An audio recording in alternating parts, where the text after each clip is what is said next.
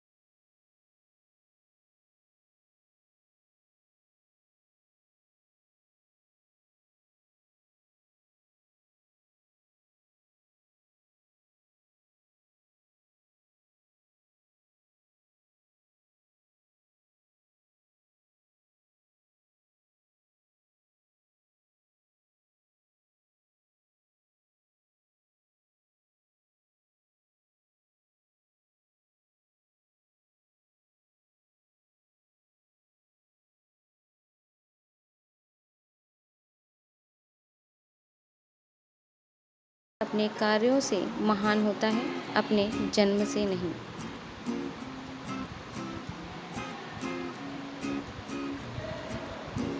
इस बात को व्यक्त मत होने दीजिए कि आपने क्या करने के लिए सोचा है। बुद्धिमानी से इस रहस्य बनाए रखिए और इस काम को करने के लिए दृढ़ रहिए।